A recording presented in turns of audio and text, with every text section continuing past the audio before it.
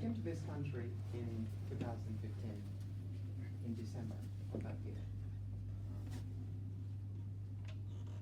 And it's for a story that I've told throughout my time that I lived in this country, the United States. A country that everyone yearns to come to.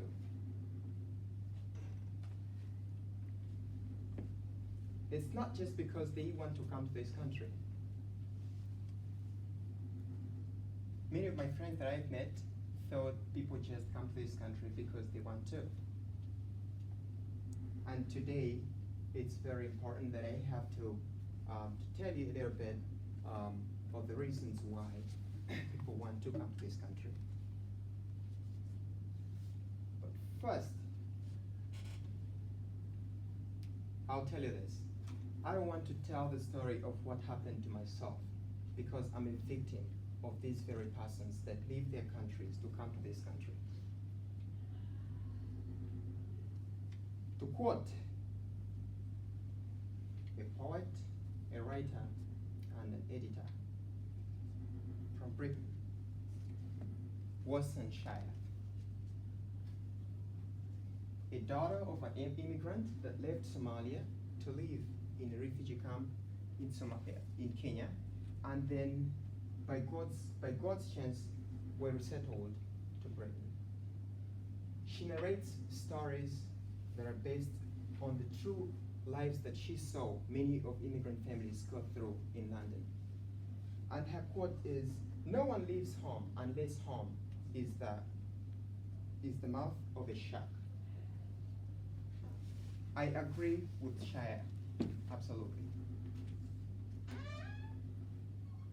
The reason for my argument is not to defend immigration in any way. It's not political. It's not for any reasons that I intend to involve my feelings in it. But maybe at some point we can reach a comprehensive deal, an agreement, a compromise.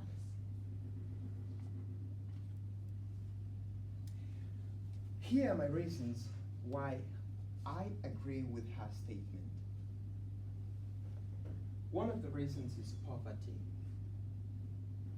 The reason why we have many people, and most recently those from Latin American countries in the South, come to the borders to seek asylum in this country. Many of those that come from Asia, from Africa, seeking asylum, getting resettled in this country. It's not for anything special. It's not for anything other than war. And this war is not just merely war. This war involves the death of people, loss of property, and living miserable life. According to World Vision, in their publication on their website from 2017, about 12.8 million people living in Congo, in a country that I was born in, out of the 77 million, which is the total population of my country, are living under poverty and need humanitarian assistance. And in the 12.8 million, we also see that 7 million of these lack food to eat every day. This is a reason that is genuine. This is a reason that tells people to move. They want to better their lives. Another reason why I agree with Shire is the life that refugees and many immigrant families go through after reaching this country. You leave your country thinking you'll better your life, and after you reach this country, instead of improving your life, you still go through difficulties. These difficulties, one of which is very common, one of which many of you would agree with me on, is the language barrier. They come from a country that speaks over 400 languages. To squeeze themselves in every state they did not expect. Pennsylvania to South Carolina and to California, seeking to find a job. good schools for their children. That's what is in their mind. Forgetting that speaking English to communicate with people at the hospitals, at the grocery stores, to buy food that they lack back home, they will still find a challenge of language barrier. This is serious. We can sit here and talk about these issues. We can sit here to agree or not to agree on the issue of immigration, on the issue of running away from a country because of what you've gone through and reaching to suffer some of the challenges during the transitioning process.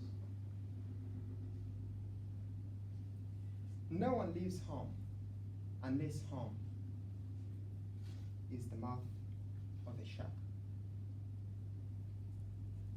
It is the mouth of the shark. The troubles that you go through will tell.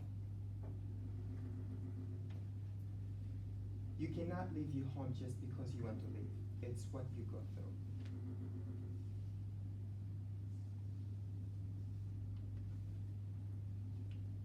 To conclude, I want to say this. Every time when we eat, every time when we speak English, every time when we walk around and see families of immigrants and see families of refugees, let's try to put ourselves in their situation. Very important. And remember, no one leaves home unless home is the mouth of the shark. Thank you.